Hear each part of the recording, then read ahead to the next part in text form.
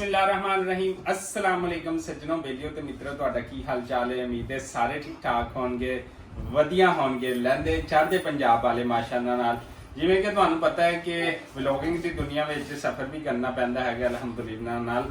ਤੇ ਜਿਵੇਂ ਆਪਣੇ ਪੰਜਾਬ ਪਾਕਿਸਤਾਨ ਦੀ ਵਿਲੇਜ ਦੀ ਲਾਈਫ ਅਸੀਂ ਦਿਖਾਉਂਦੇ ਰਹਿੰਦੇ ਮਤਲਬ ਟਰੈਵਲਿੰਗ ਵਲੌਗ। ਅੱਜ ਇੱਕ ਲੰਬੇ ਸਫ਼ਰ ਵਾਸਤੇ ਨਿਕਲਦੇ ਪਏ ਆ ਤੁਹਾਡੇ ਆਪਣੇ ਪਿਆਰਿਆਂ ਵਾਸਤੇ, ਪਰਦੇਸੀ ਭਾਈਆਂ ਵਾਸਤੇ, ਲਹਿੰਦੇ ਚੜ੍ਹਦੇ ਪੰਜਾਬ ਵਾਲਿਆਂ ਵਾਸਤੇ ਇਨਸ਼ਾਅੱਲਾ।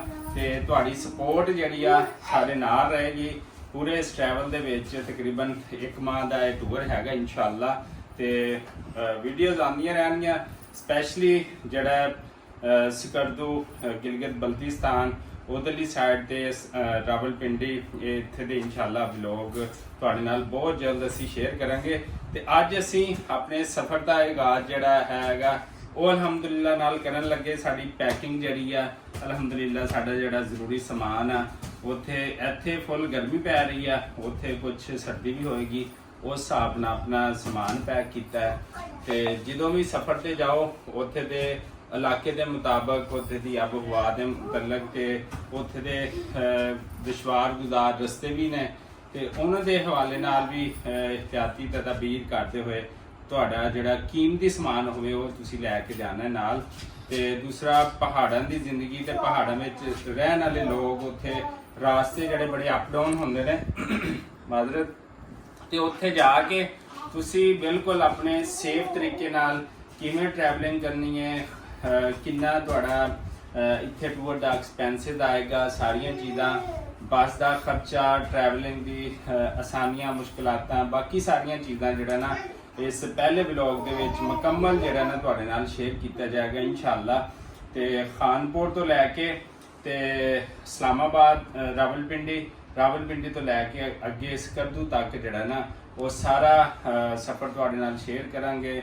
ਤੁਹਾਨੂੰ ਹੋਟਲਸ, ਕਿਰਾਏ, ਰੈਂਟ, ਬੱਸਾਂ ਦੇ ਕਿਹੜੀ ਬੱਸ ਦਾ ਤੁਹਾਨੂੰ ਟਰੈਵਲ ਕਰਨਾ ਚਾਹੀਦਾ ਹੈ ਖਾਨਪੁਰੋਂ ਜਾਂ ਪਿੰਡੀ ਤੋਂ ਸਕਰਦੂ ਗਿਲਗਿਤ, ਤੇ ਸਾਰਾ ਸਫ਼ਰ ਤੁਹਾਡੇ ਨਾਲ ਇਨਸ਼ਾਅੱਲਾ ਸ਼ੇਅਰ ਕਰਦੇ ਰਵਾਂਗੇ।